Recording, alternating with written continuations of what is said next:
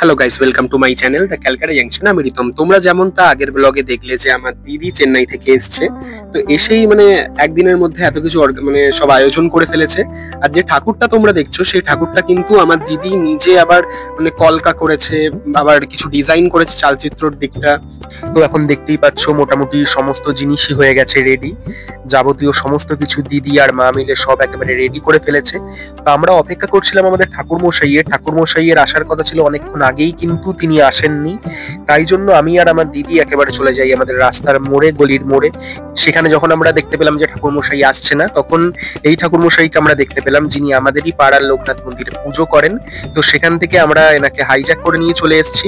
আর ইনি আরেকজনও চলে এসছে, আমার ভাইপো, যিনিও আমাদের এই ঠাকুরমশাইকে হাইজ্যাক করতে এনেছেন। কারণ যেই ঠাকুরমশাইয়ের আমাদের বাড়িতে পুজো করার কথা ছিল, তিনি একেবারে আমাদের বাড়িতেও পুজো করতেন আর আমার জেঠিমার বাড়িতেও পুজো করতেন।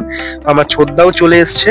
তো এখন আমাদের বাড়ির পুজোটা করার পরে আমরা ঠাকুরমশাইকে নিয়ে যাব হচ্ছে আমাদের বড়মার বাড়িতে, যেখানে বড়মার পুজোটাও ইনি করবেন। ইনি আমাদের মোটামুটি পাড়াতে লোকনাথ মন্দির পুজো করেন, ইনি খুব ভালোই পুজো করেন। দেখতে পাচ্ছ এখন যজ্ঞ শুরু হয়ে গেছে আমাদের।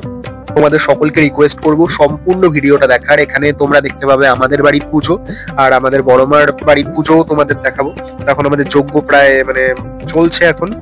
তো দেখতে দেখতে এখন আমাদের পুজো প্রায় শেষ। তো এখন আমি, আমার দিদি, আমার ভাইপো, আমার ছোটদা, এই ঠাকুরমশাইকে নিয়ে আমরা এখন চলে যাব আমাদের জেঠিমার বাড়িতে। দেখতেই পাচ্ছ আমরা একেবারে ঠাকুরমশাইকে গার্ড দিতে দিতে নিয়ে আসছিলাম, যাতে আর কেউ না ঠাকুরমশাইকে হাইজ্যাক করে নিয়ে যেতে পারে। তো দেখতেই পাচ্ছ এখন আমরা চলে এলাম হচ্ছে জেঠিমার বাড়িতে। সকলের একদম তোড়জোড় শুরু হয়ে গেছে, কারণ ওখানেও সমস্ত কিছু আয়োজন করাই ছিল। প্রত্যেকের মধ্যেই এই টেনশনটা কাজ করছিল, কারণ সরস্বতী পুজোর যে তিথি সেটা শেষ হতে আর 10 মিনিট মতন বাকি ছিল, 10 থেকে 15 মিনিট। তো পুজোতে বসে গেলে সমস্ত কিছু নির্বিঘ্নে হয়ে যায়। তো সবার মধ্যে এটাই কাজ করছিল যে সময় মতো পুজোটা বসতে পারবে।